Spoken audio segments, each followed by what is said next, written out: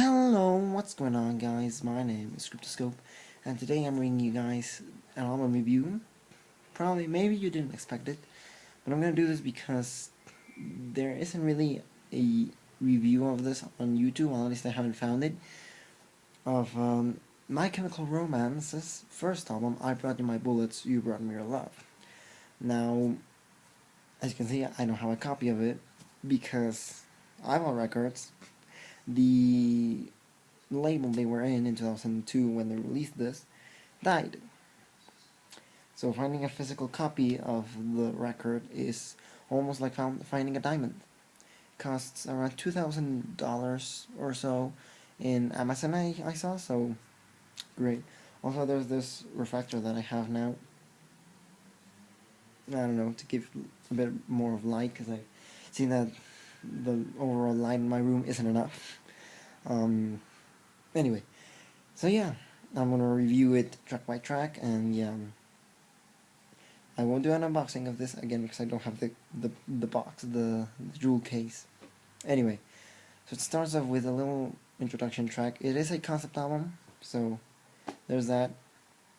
Let's see. So yeah, it starts off with Romance, which is a little instrumental. Sounds like cultural music, it's a nee guitar from Ray Toro. It's very nice. It's kind of, yeah, because the romance part of the Demolition Lovers story. And then you hear a bit of the guitar part ends, you hear a bit of interference, and then it jumps into Honey, This Mirror Isn't Big Enough for the Two of Us, or as one of my friends likes to call it, Honey, This Space Isn't Big Enough for the Whole Song. It's a massive title. Anyway, what I like is that, again, the acoustic guitar ends, you hear a bit of interference, and then it's amazing. Great change of pace right there. And yeah, it's this album is the most emo of the My Chemical Romance collection. Very screamo and punk and all that kind of stuff, hardcore. And Honey, This Mirror Isn't Big Enough for the Two of Us really shows it. With its punk intro and its fast-paced drums, and Gerard's singing. This is where we first hear Gerard, and all the other guys aside from Ray. Now, according to the band, this album features only 2 appearances of Frank Iero. One of them is the early Hunter to Monroeville. Later on, that is explained in the DVD Live on the Murder Scene. But I don't know where the other Frank Iero part is. I thought it was in Bullets, but apparently not. I mean, not in Bullets. In Vampires Will Never Hurt You, but I don't know. Ask the band. Anyway, yeah, it seems that this light isn't doing much. I have the LCD screen here. Anyway, yeah. Now this song is kind of Gerard talking about like his problem, his addictions, and this is the part where the Demolition Lovers romance breaks up, with the lines "we're not working out" and stuff like that. This was the second and last-ish single of the album, with the video being really weird. You can go watch it. I wouldn't suggest it. Yeah, you can watch it. What else? Yeah. I wouldn't say it has a syncopated part, like a schizophrenic feel to it, but it is fast paced and then it goes calm. You can cry all you want to, I don't care how much, and then it goes fast again. I don't consider it schizophrenic, like say System of a Down, but anyway, yeah, I really like it. It's very screamo, and there's a lot of like demonic yells, as some of my friends and my mom would say. And yeah, I just love the track. It's full of energy. Then Vampires Will Never Hurt You, which has a better intro than Honey and Romance, actually. Yeah, it starts off with the drummer in this era, by the way, is Matt Policier. It starts off with this bass drum kick and then little cymbal taps. And it starts, according to Gerard, the song's beat is 187 beats per minute. That's a lot of beats. Yeah, it starts off kind of slow, and I don't know. There's certain like glow to the music. May have to do with the cover. the cover is like a bit of black and then a bit of yellow.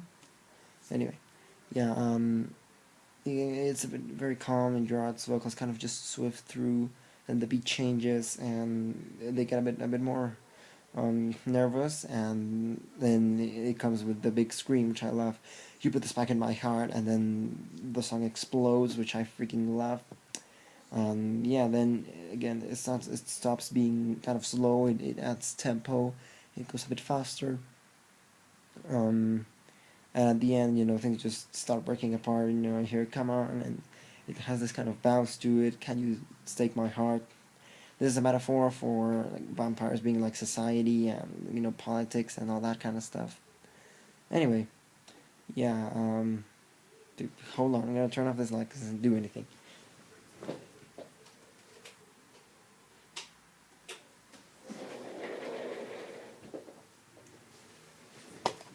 Anyway, there we go. We're back. Okay, good.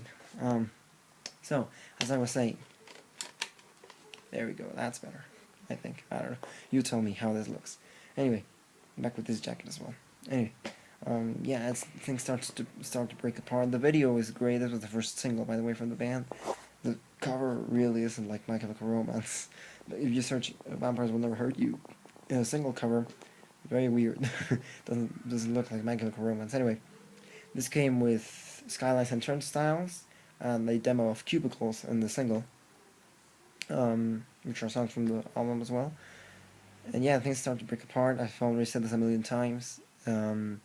There's, at the end again, someone called the doctor, someone called the nurse, and at the end, which I freaking love, "Can you stake my heart?" and the backing vocals come in. Take these hopeless thoughts of endless night or something like that. I could be wrong about that, don't quote me on that. And then at the end, "Can you stake me before the sun goes down?" And then it has like this Dracula kind of guitar part, which I love, by Ray Toro. It sounds like something out of a vampires movie. Ding, ding, ding, ding, ding. Something like that. Amazing. Then we get to "Drowning Lessons," which was apparently a single as well, but I don't know if that's true or not. I love it. It's very fast paced. The percussion and this is great. Again, Matt Policier freaking nailing it.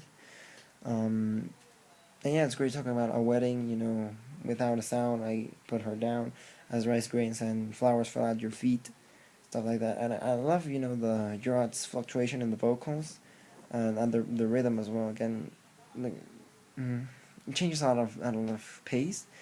The guitars in here again give that kind of glow to the music. Great.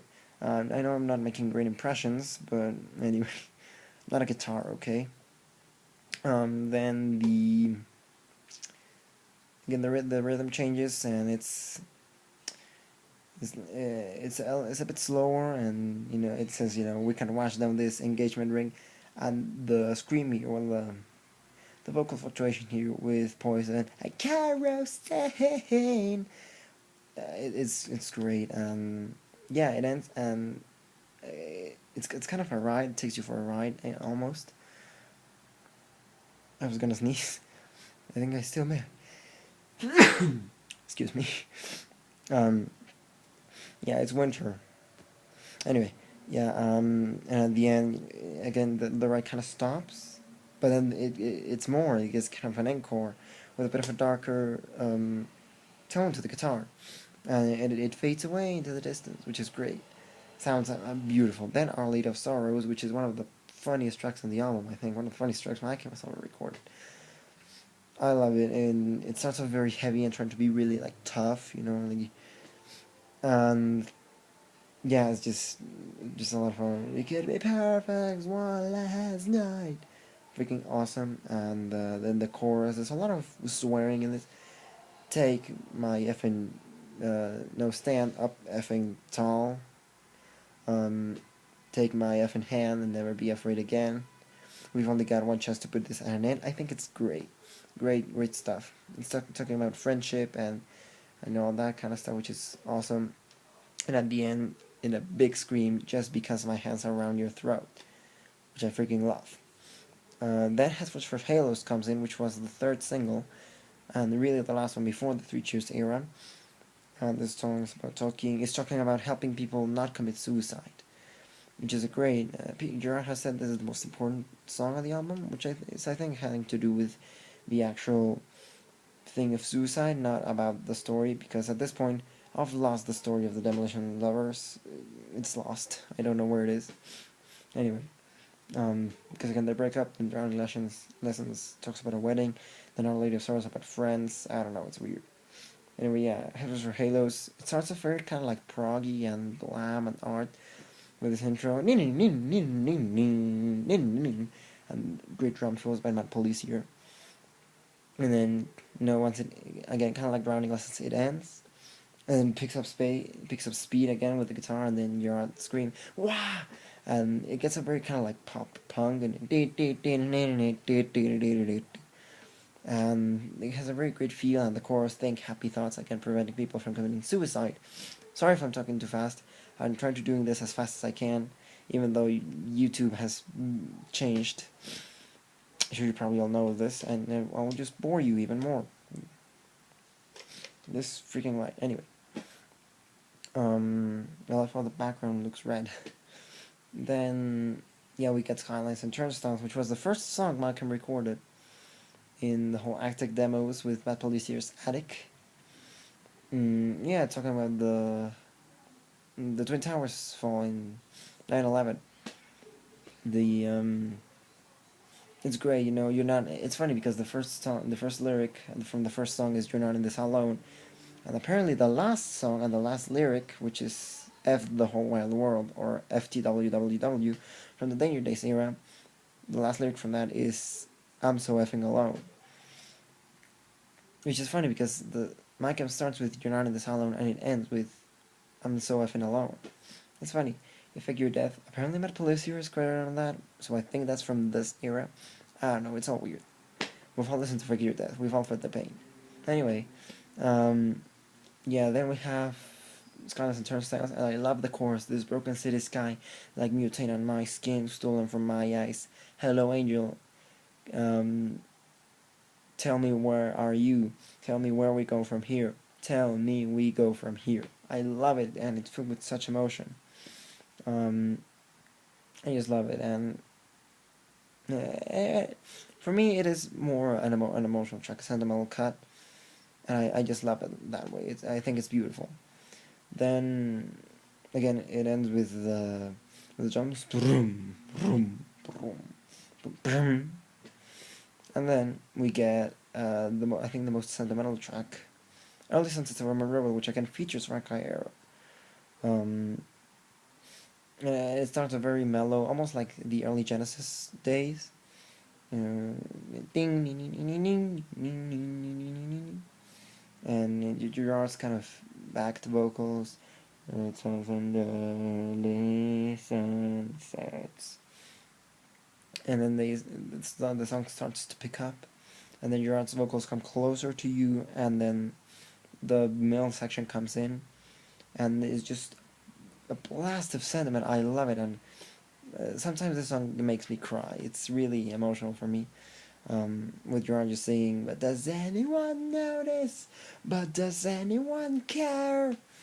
And the drums, Matt Policier can hitting the cymbals really hard, and then the guitar getting up on the high notes and then coming back down and up, and it's great. And then the song just ends again with two cymbal hits, and then it starts to break down. The drums go away, the bass goes away, the Frank's guitar goes away, and then also if it's Ray and Gerard's vocals, and then at the end Ray's guitar goes away, and then all you hear from Gerard's again back to vocals. Those are calves in this bed. And I think it's really great that ends that, because then This Is the Best Day Ever follows, which starts very hyper with the guitars and the drums very hyper, and it gives you a lot of energy as well. Now this is apparently about when they were recording this album. At the end, Gerard had an abscess in his tooth, which gave him a lot of pain, and it was really a tough time to finish the record. And I think that's why maybe in like Honey and this and some other tracks we get a lot of screams. Maybe from that, I don't know. But yeah, so he had to go to the hospital to get his abscess removed. And so he was in the hospital, and he said to the band, "When I go out of this hospital, it will be the best day ever." So this was apparently written about that, and the lyrics have to do with, like people being shot and then being in the hospital and like giving blood and stuff like that. It's kind of ties into a later track they did in the Black Parade called Blood, and yeah, I really like it. Again, it has a different. It changes rhythm really, almost progressive. Changes rhythm very frequently, with I couldn't stand another day inside this place, and then goes every hour, on the hour, something like that, and then again it keeps changing rhythm, which I think is really cool. This is well, the shortest track if you discount Romance, which is kind of an intro to Honey. Anyway. Yeah, then we get to Cubicles, which a song never performed live because it talks about dying alone, which is a really bad thought for Gerard in that era. At this point, his girlfriend wasn't Lindsay, it was Kathmandu. That says that at the credits of 3 Cheers at the little booklet that comes with the disc. Anyway, yeah, Cubicles. Funny enough, for just a depressing track, it has a very pop punk feel, and I love what it does later on the track. It starts off with just the distortion guitar, and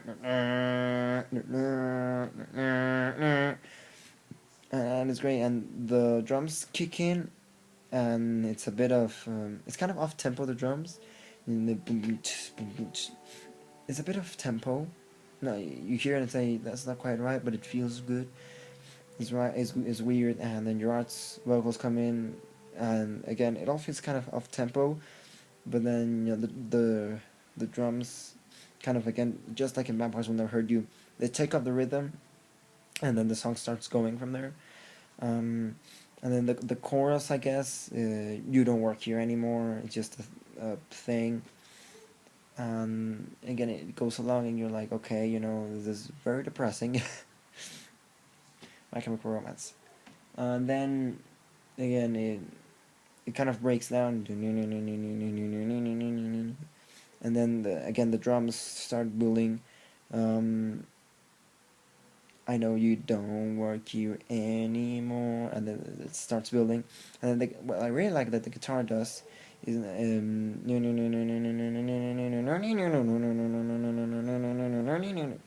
again, I'm not doing a great impression, but if you listen to the track, I'd recommend it, not for the lyrics or what it talks about, but for the melody. It has a very kind of pop punk feel to it. Again, really like it. Sorry, my nose is running. I'm a bit, I'm eternally sick. Let's just put it that way. Yeah, then we get the track ends, and again it gets very sentimental. Sometimes I think I'll die alone, live and breathe and die alone. And again, just such crescendo it reaches, and then just take, they got love to die, may down, they got love to die alone, just take, and it jumps back and forth between that, and then again the guitars come in, and it's very sentimental and depressing, and it's just great. And then the end, yeah, they got love to die alone, and it fades away. And then Demolition Lovers comes in, which is the lengthiest track by Micah, just like a minute after Vampires Will Never Hurt You. 6 minutes 10 seconds, and it starts off very acoustic with the guitar, and you feel like, oh, this is the end. And it's Demolition Lovers, and it's the Demolition Lovers story. And it's a love song. Even I think in the booklet of Bullets, I've read this online. It says, "Sorry for writing all these songs about killing you. I hope the last song makes for it." And it's a love song. And inside the booklet it's funny. Inside the booklet of Bullets, it says, "Merci pour les poissons," something like that. It's French. Basically, that translated to English is "Thank you for the venom." And in the album 3 Cheers for Sweet Revenge, the album that came after this, which was the follow up to the story and album, has a song called "Thank You for the Venom." I don't know, it's funny. Anyway, yeah, Demolition Lovers starts off again. slow, and then Gerard's vocals as well are gated, almost like early Sons of Doran Monroeville. Master Yoda. And it starts picking up as well. And yeah, and it says the song doesn't really have a chorus because it doesn't repeat the chorus, but what the chorus kind of is I'm trying to let you know how much we mean. It's great. And then the drums kick in, and you're like, you're in for a ride almost, very kind of, you kind of move your head and your body around. And then, again, we get screams, which is fantastic. In the end of everything, I'm trying. And the guitars and the drums and everything is a big crescendo. Again, it's the same thing until I mean there's forever, and it stops. It's dead stop, and then the guitar picks up again. Ding ding ding ding ding ding ding ding ding ding ding ding ding ding, and then Gerard just repeats, "All we are is bullets." So this kind of is the title track. I brought you my bullets, you brought me a love, and then the fans call it Bullets. All we are is bullets. Kind of the title track. Anyway, yeah. It keeps on going, and then a great the almost kind of the first solo from Micah comes in, and it's amazing. Ray Toro again nailing it perfectly, moving down the neck of the guitar, pace, and then Frank. I think it's Frank or me, and maybe like doubling from Ray himself, but coming in as well, and then changing stuff, and the solo is so emotional and like. I don't know. I want to use the word corrosive, like it corrodes. Like you feel like scratching you. As Melanie Martinez would say, I'm peeling the skin off my face. No, but something like that. Yes, I listen to Melanie Martinez. Don't question it. My friends' fault. Blame them. And yeah, the solo ends, and you really feel. I mean, there's a guitar solo, but there's also kind of a drum solo, and there's a lot of like fast-paced drumming, which I love again from Matt Policier. And it ends the solo, and then Gerard's vocals come in, and very noticeable. Dun dun dun has lead rains, freaking beautiful. But yeah, like the song keeps on going forever, forever, like Scarecrow, and it's just beautiful. Yeah, and then at the end, I've been this forever. That stop. Like the forever is at the 6 minute and 9 second mark. It just stops dead, and that's on the 41 minutes the album lasts. Now it's funny because this has 11 tracks, and the follow-up, Three Tears, has 13 tracks, and it's only 39 minutes. Because that album has a bunch of 2 minute songs and only 3 minute and 1 second songs. Anyway, yeah, I think this is a great album. Not suitable for a lot of people. Again, some of my friends as well listen to this and like, what the hell are you listening to? The devil music. No. Well, I think the devil music is metal. Some types of it. Not all of it. Yeah, I love the punk and the emo hardcore that it's on this album. Again, because of this album is what My Chemical Romance started being called emo, and Gerard's long hair and covering his eyes and the makeup they used and blood and all that kind of stuff. But then they evolved, and Cheers is more punk, and again hardcore. The emo fades away. The Black Parade is a lot more art and glam rock, almost progressive. I would call them progressive punk even. I don't know if that's a thing. And yeah, Danger Days is just alternative and pop and that kind of stuff. I mean, they never really go pop. It's more pop rock, alternative. You get what I'm saying? And yeah, I love Bullets. I think it's a great album. For MCR fans, I think they should really check some of the stuff here. Again, some of the more emotional tracks. Early Sets to Monroeville, Cubicles, Demolition Lovers, even Headfirst for Halos. Why not? Stop people from committing suicide. It's a really poor choice. They have a lot to live up to. Or live to. They have a lot to live still. Even if they don't think about it. You know, Anne Sexton, for example, a great poet, um, inspired Peter Gabriel to write Mercy Street, committed suicide 7 times, with the last one being, of course, successful. Well, at least tried suiciding 7 times, the last one actually being a suicide. So yeah, just again, this album I think is a lot. You know, it's a lot of anger. Again, the first tracks. Then I don't know. I don't know. Punk. Why not? You know, the couple, the duo, Drowning Lessons and Our Lady of Sorrows. Then again, Empathy for the World, Headphones for Halo, Skies and Turnstiles, and then just Depression, Monroeville, Best Day Ever, Cubicles, and then Love, Demolition Lovers. I think it's a great album. Anyway, I'm gonna end this now because it's now 26 minutes and it's gonna take forever to upload. But yeah, I think it's a great album. I give it a 10 out of 10. Would recommend. A plus. To MCR fans and to people who are willing to listen to this kind of heavier music. Because if you give this to, I don't know, freaking I don't know, if you give it to Taylor Swift fans, not that there's anything wrong with them, they will be like, the hell is this? But you give it a Taylor Swift album, they're like, yay! So again, to people who are willing to listen to this kind of music, give it to them. And you too, listen to it, why not? I mean, again, I think like Emerson Sarah Monroeville is a good track for everyone to listen to. Maybe not for the lyrics, but for the melody. As well as, I don't know, Drowning Lessons, as well as a bit more calm. And yeah, I think that's that. Anyway, this has been a review of My Chemical Romance's first album, released in 2002, I Brought You My Bullets, You Brought Me Your Love, featuring their first drummer, Matt Pelletier. So yeah, don't really have an outro yet. I have an intro, but don't have an outro. Anyway, I'll see you all next month.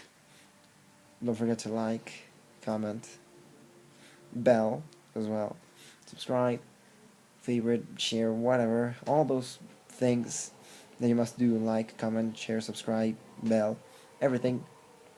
And I'll see you again next month. Bye bye.